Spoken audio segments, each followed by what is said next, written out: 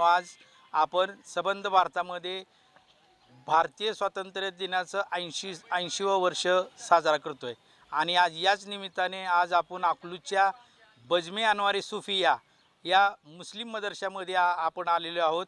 इथं सुद्धा आज स्वातंत्र्य दिन साजरा करण्यात आला। यावेळी चळवळीचे ज्येष्ठ नेते असणारे ॲडव्होकेट अविनाश काले हे प्रमुख पाहुणे म्हणून उपस्थित होते। ते आज आपल्यासमोर बोलणार आहेत। आपण त्यांच्याशी बातचीत करणार आहोत। काले साहेब, तुमचं स्वागत आहे। आज 80वा स्वातंत्र्य दिन आपण सबंध भारतामध्ये आपण साजरा करतोय। आज तुम्ही अकलूजच्या बजमे अनवारी सुफियामध्ये होता, प्रमुख पाहुणे म्हणून तुम्ही दोन शब्द बोलला सुद्धा। यावर तुमचं काय प्रतिक्रिया असेल? खरं तर बजमे अनवारे सुफिया या मदरशाच्या कार्यक्रमाला येत असताना आज देशामध्ये प्रिडिक्शन चालू आहे, त्याच्या संदर्भानं माझ्याही मनामध्ये साशंकता होती, गोंधळ होता। कारण आजपर्यंत आम्ही जे ऐकत होतो ते मदरशामध्ये फक्त धार्मिक शिक्षण दिलं जातं, देशफुटीच्याबद्दल देशाच्याबद्दल विद्रोही भावना शिकवली जाते, अशा पद्धतीची एक भावना आतमध्ये होती। परंतु युसुफभाई जे आहेत त्यांच्या आम्ही घराशेजारी राहत असल्यामुळे फार म्हणजे त्यांच्या वडिलापासून आणि याला जवळजवळ 60-70 वर्षाचा काळ निघून गेलेला आहे। आणि तेव्हा या काळामध्ये गेल्यानंतर युसुफभाईसारखे ज्येष्ठ नेते जे विजयदादांच्या बरोबर वर्गामध्ये होते, त्यांचा शब्द मोडणं ही तशी फारशी सुखकर नव्हती। आणि म्हणून मी या आमंत्रणाचा स्वीकार केला। आणि त्यानंतर माझ्या असं लक्षात आलं की बऱ्याच गोष्टी ह्या लोकांच्या ज्या आहेत त्या अंधविश्वासावर अवलंबून आहेत, समोरच्यानं जे काय सांगितलं त्याच्यावर त्या अवलंबून आहेत। परंतु भारतामधला जो मुस्लिम समाज आहे हा सुफियामधला आणि कट्टरतावाद असलेला इस्लाममधला, या दोन्हीतला एक फरक आहे। आणि सुफिया ही जी एक परंपरा आहे, सुफी परंपरा आहे, ती जर तुम्ही बघितली तर ज्ञानेश्वरांच्या जेव्हा पालखी निघते त्या पालखीमध्ये सुद्धा ती पालखी ज्या संत बाबांच्या तिथं जाते आणि तिथं ती ठेवली जाते, याचं कारण असं आहे ते सुफी संत होते।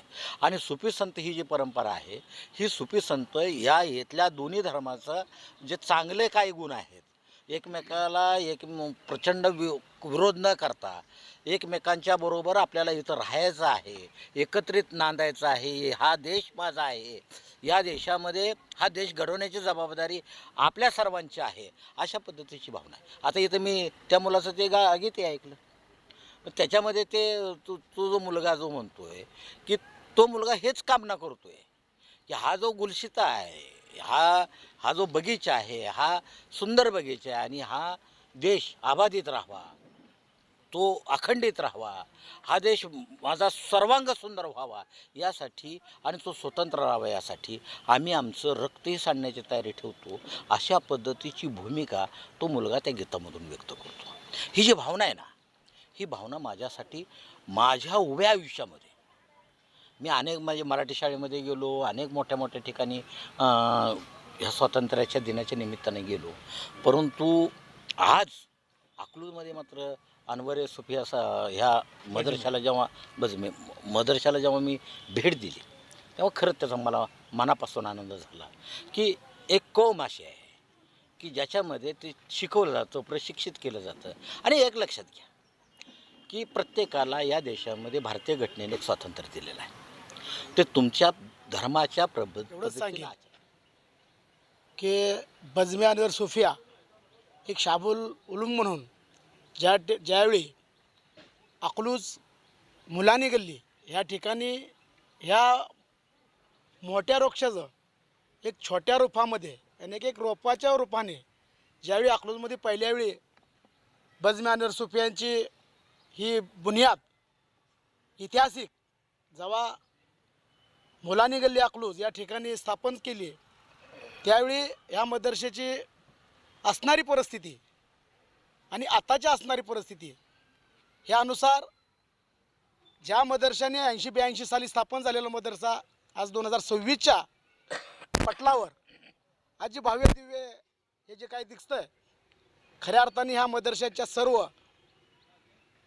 चालक असतील, सहकारी असतील, त्यांना मदत करणारे सर्व समाज बांधव असतील, इतर समाज बांधव असतील, देणगीच्या रूपाने. कारण की मदरसा ही देणगीच्या रूपावर चालत असतो.